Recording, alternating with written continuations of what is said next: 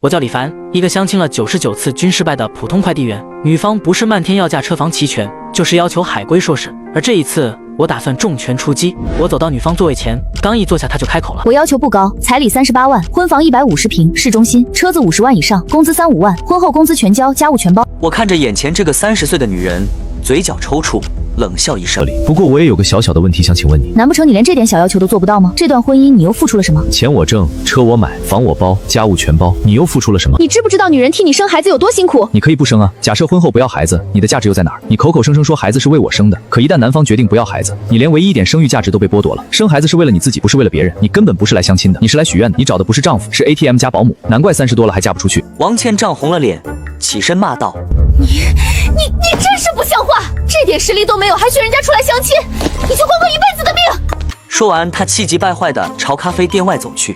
此时，我脑海中响起冰冷的机械声。检测到奇葩评级 C 级相亲对象主动离场，相亲任务已完成，获得奖励法拉利 F80。我惊喜不已，街边传来围观路人的惊呼：这就是法拉利吗？太帅了！好帅啊！这得多少钱啊？我缓缓走出咖啡店，路人还在围观我刚获得的红色法拉利 F80。人群当中，王倩正拿着手机站在引擎盖前疯狂自拍，好像这是她的车似的。我握着钥匙走上前：王女士，麻烦让让。你也想拍照发朋友圈？就你这打扮，哪有开法拉利的气质？我没有开法拉利的气质，难道你有？这可是我的车。王倩好像听到天大的笑话一样，哈哈大笑起来，嘲讽道：你这穷酸样还你的车，你怕是一辈子都买不起。我不慌不忙地盯着王倩，冷冷问道：那如果这真是我的，你怎么说？王倩冷笑道：若要真是你的，老娘1分钱彩礼都不要，倒贴你。我笑了，直接拿出车钥匙对着法拉利按了一下启动。我笑了，直接拿出车钥匙对着法拉利按了一下启动。法拉利车门缓缓降下，我一脚油门踩出，在一众路人的惊叹声中扬长而去。王倩站在原地，气得直跺脚，肠子都悔青了。我开着法拉利 F80飙到了婚介所，这车往门口一杵，回头率直接拉满。红娘瞅见我开的法拉利，脸笑成了一朵花，立马凑上来。哎呦，李凡啊，你有这条件咋不早说？早说姐直接给你介绍门当户对的大美女了。那你赶紧的，给我安排一个。你喜欢啥样的？姐从资料库给你扒了，3天内给你约出来。不行，3天我等不起，相亲1天就只能相1个，多等1天就少拿1份奖励。小伙子这么急，才3天都忍不了。有了，这姑娘29，海归艺术生，爸妈都是高知，现在当舞蹈老师，身段贼好，追她的人能排一条街。我接过照片，看都没看，直接拍板，就她了。红娘当场给女方打了电话，巧了，她今天正好有空，1小时后见面。市中心轻奢西餐厅里，我在靠窗位置坐了快1个钟头，相亲对象才姗姗来迟。不好意思，让你久等。你是李凡先生吧？我是杨慧。没关系，杨小姐，我已经吃过了。杨慧脸抽了抽，没接话，拿起菜单就猛点，专挑贵的来，7、8个大菜不算，还开了瓶8000块的红酒，这一顿没2万5根本下不来。点完，他把菜单递过来，还装模作样。这家消费还行，人均也就3、5千，我随便点了几个爱吃的，你不介意吧？不介意，你放开吃，想吃啥再点。菜很快端上桌，可杨慧也就每道菜浅尝2口，拍个照发朋友圈。那瓶红酒也只喝了小半杯，纯纯的铺张浪费。等他慢悠悠擦完嘴，才开始旁敲侧击。李先生看着人挺好，平时有啥爱好？打球、游泳、玩游戏、看看书，就这些。你呢？我啊，平时喜欢滑雪、潜水、环球旅行，每年都得飞国外度假1次。那你业余生活可真丰富，我还从没出过国呢。出国机票是不是老贵了？你不是开法拉利吗？怎么连国外都没去过？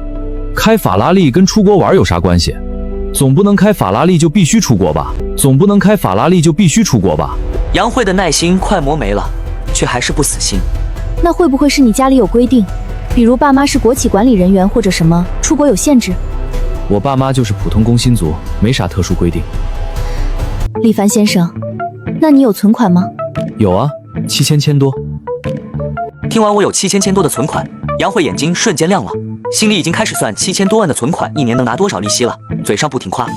李凡先生，要是咱们结婚，你愿意陪我环球旅行不？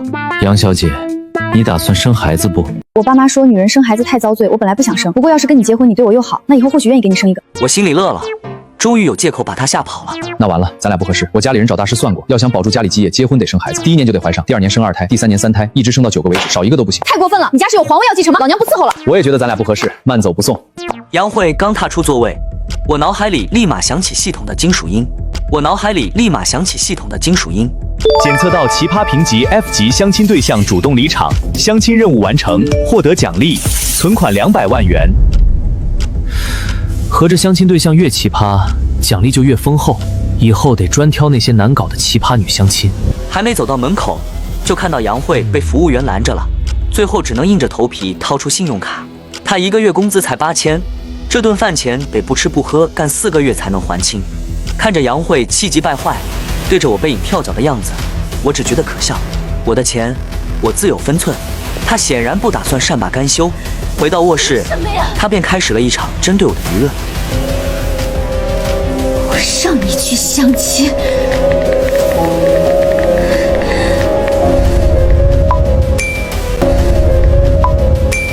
出租屋里室友薛毅刷着手机，突然咋咋呼呼道：“开法拉利的抠男相亲不买单，还逼着女的给他生9个孩子。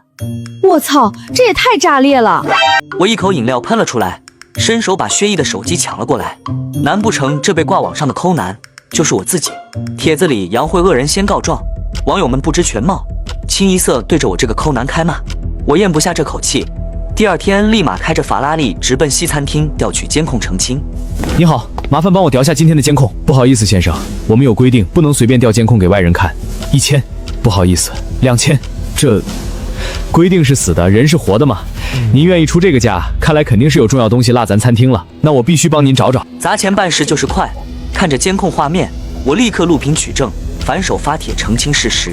而此时的杨慧还在卧室里窃喜，本以为能让我身败名裂，却没想到她刚看到澄清，就收到了公司的辞退通知。美梦破碎，她终于崩溃大哭。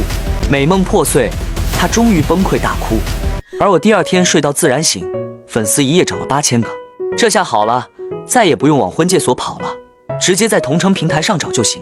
我直接发了相亲贴，配了张法拉利照片，私信直接99加。我挑挑拣拣，总算严选出来一个靠谱的，约了半个小时见。我开着车直接过去，刚下车朝他走过去，脑子里立刻响起来机械声。系统提示宿主本次遭遇 A 级难度奇葩向相亲对象，即可解锁额外奖励。李先生，你迟到了30秒，不过我已经习惯了，毕竟你们男人一向没什么时间观念。看他清纯的样子，怎么都没法把他跟 A 级奇葩女联系到一块。听到他连30秒都要被说没时间观念，内心只是疯狂吐槽，不是吧？30秒而已，这都要挑刺？果然是 A 级奇葩，一上来就给我上压力。我挤出个不自然的假笑。抱歉，迟到是我的不对。想喝什么咖啡？我请。李先生不但迟到，一坐下就看手机，你难道不知道这非常不礼貌吗？不是，我想请你喝咖啡，这里得扫码下单啊。那还差不多，我要精品奥若白，糖7.5克，3颗冰块，一丁点都不能错。我按他的要求下好单，要是不出意外就不是奇葩女了。果然，按你的要求点好了，森林小鹿女士。请不要称呼我女士，听起来太老了，我才24岁。好的，森林小鹿小姐。李先生，你居然叫我小姐，太没有礼貌了。请问你希望我如何称呼你？哼，我姓周，你可以称呼我周先生。周先生，我当场愣住。我当然知道女性也能被称作先生，可那都是称呼有杰出成就的女性。周晴看我一脸懵，冷笑一声，又继续问道：李先生，你如何看待当今的男女关系？当然，三观一致也是我的择偶前提。关于当今的男女关系，我必须要为广大的女性同胞说几句公道话。比如呢？男性呼出的2氧化碳表里含有0.001%的父权压制素，女性长期吸入会导致激素紊乱、内分泌失调等。我知道我一本正经的胡说八道，周晴听得一愣一愣的，心里不断暗骂：怎么不按套路出牌啊？有这种事，我怎么头一次听说？论文别想了，现在的学术界早被垄断了，太可恶了。不过要是广大优秀女性联合起来，建一个比颠自然的权威期刊，就能打破这个的垄断。你知道是什么明珠吗？算是吧，是一部历史书，主角一共有过7任火影，6任男性，只有1任女性，这说明了什么？太不公平了。没错，7个火影里至少得有4个女性火影，7个火影里至少得有4个女性火影才对。你瞧，凭什么历史的英文叫 history？ 这单词天然以男性为代表，要我说就得改成 herstory， 毕竟都 his 这么多年了，也该轮到 hers 了。天哪，你说的太有道理了，我以前完全没认真思考过这些。咱们的汉字更过分，你看，凭什么叫英雄不叫英次？公主明明形容女性，首字却是男性的字，这合理吗？那你觉得该改成什么？公主就该叫母主。母主。周晴几乎被我彻底说服了，越聊越觉得相见恨晚，而我只想快点达系统时长，于是不断附和他。就在这时，我脑海里骤然响起系统的机械声。看，宿主已与 A 级奇葩相亲对象持续交谈20分钟，隐藏任务完成。终于不用演了，现在就差最后一步，让他主动离席，周情继续侃侃而谈。我突然举起手，周小姐，请问你是什么星座？我是天蝎座，怎么突然问这个？什么？天蝎座？不行不行，绝对不行！我是白羊座，星座书上说我们不合。周小姐，我们不合适，你走吧。李先生，咱们都这么大了，你不会还信星座吧？行了，连星座都不匹配，还有什么好聊的？你自己走吧，我想在这儿坐会儿。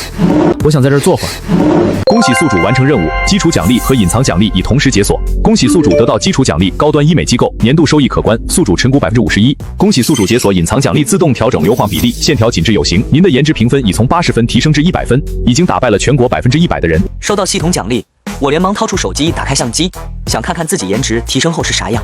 结果瞅见原相机里的自己，我直接看傻了，五官比之前立体多了附近乎完美的下颌线。离谱的是，马上就有人主动搭话了。朋友觉得你又帅又有气质，我心里满是窃喜，这就是颜值的红利，就算有再多钱也买不来这种快乐。离开书店往家走，时间不知不觉从下午到了晚上，肚子有些饿，路过煎饼摊，煎饼摊大娘抬眼瞅见我的模样，立马乐呵起来。小伙子长得嫩俊，送你俩鸡蛋补补身子。谢了大娘。帅小伙儿，有对象没啊？我闺女人可好了，大学老师，长得标致，有房有车。阿姨，不好意思，我有对象了，谢谢您哈。这颜值提上来之后，日子是真不一样了。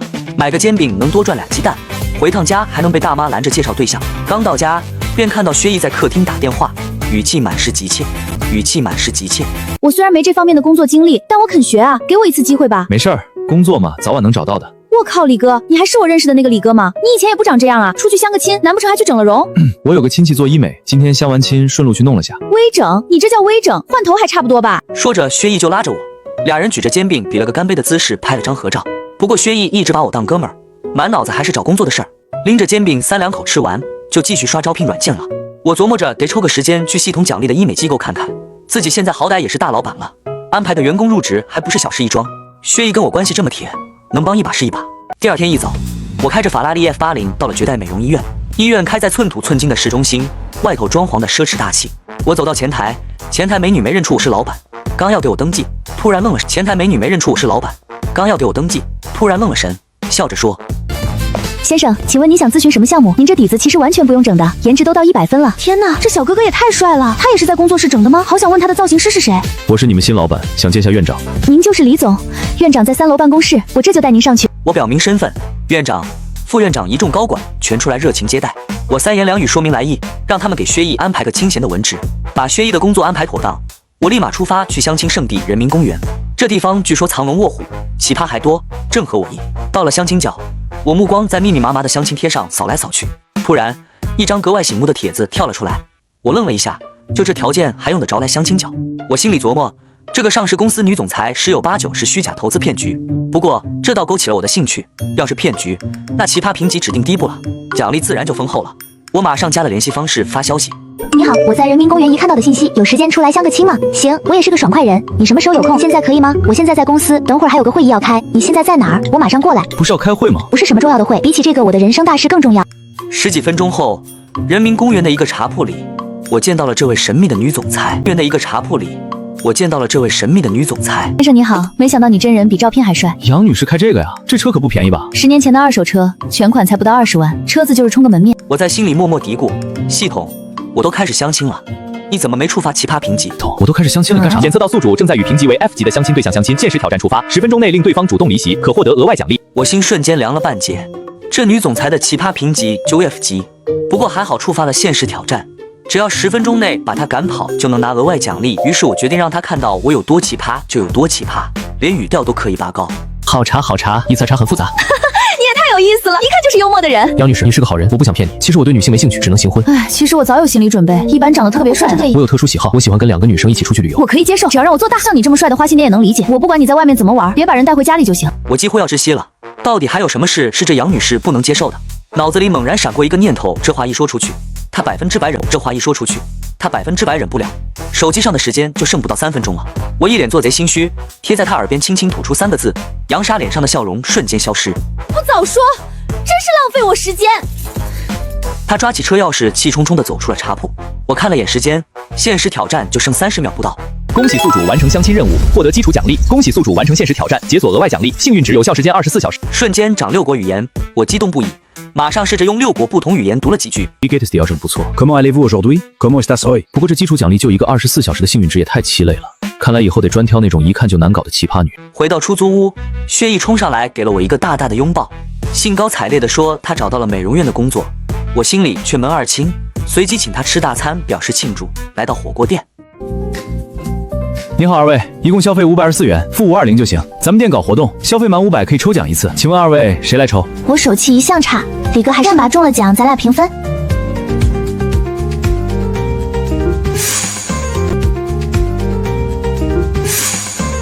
1等奖，还真是1等奖，恭喜二位！1等奖奖品是特斯拉1辆，也可以折现20万。吃个火锅居然中了一辆特斯拉！幸运值 buff。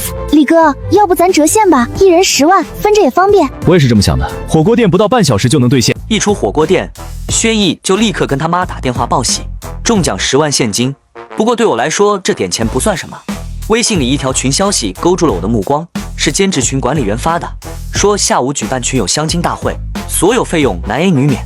我第一反应就是无语，不过转念一想，能一次性见着这么多相亲女，这相亲大会就值得去。虽说一天只能相一个，但我大可以在这儿挑个最奇葩的剩女，薅一波系统奖励。说干就干，我二话不说报名参加，交了费用，开着车就往酒店赶。酒店2楼大厅已经聚了不少人，系统清晰地显示着每个人的奇葩等级，这下不用挨个试探了，直接绕大厅走一圈，挑个奇葩评级最高的就行，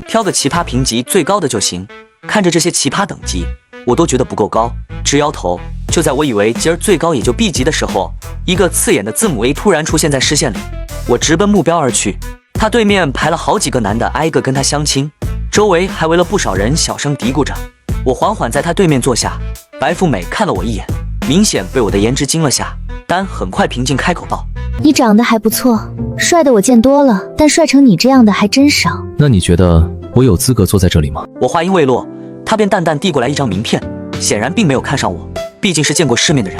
此时系统也发出挑战提醒，检测到 A 级奇葩下对象触发隐藏挑战，对方说出我喜欢你4个字即可获得超级奖励。我心头一震，之前让相亲对象限时离场，留身边20分钟就够难了，这次居然要让对方表白，眼看着挑战就要失败，我深吸一口气，大脑飞速运转。突然我想起系统奖励的6国语言精通，心头一喜，立马切换成意大利语，流利地说了一段话。 Non è un problema, posso insegnarti. 白富美瞬间惊讶，满眼都是惊喜，她重新上下打量我，眼神里多了一丝欣赏，温柔道：李凡，我见过很多优秀的男人，但从没见过像你这样特别的人。你有颜值，有才华，还有幽默感，我好像有点喜欢你了。还没等他说完，系统挑战成功瞬间触发，我瞳孔放大，内心狂喜不已。系统播报：恭喜宿主完成隐藏挑战，获得超级奖励林氏集团10%股份，估值5亿，同时解锁终极奖励预知能力。我正要回答他的话，脑海中突然响起系统急促的提示音：警告，检测到 S 级奇葩对象正在接近宿主。他怎么来了？我姐姐林霜，她比我更挑剔，更难缠，而且她从来不会轻易放过我感兴趣的人。妹妹，这就是你新找的男朋友，长得确实不错。李先生，我对你也很感兴趣，不如我们3个一起聊聊。正当我还在为这个所谓更难缠的姐姐到来而窃喜时，此时我脑海中系统提示音再次响起 S 级奇葩挑战已触发，任务内容：在姐妹之间周旋20分钟，且不被任何一方识破，奖励未知。我嘴角勾起一抹笑，看来好戏才刚开始。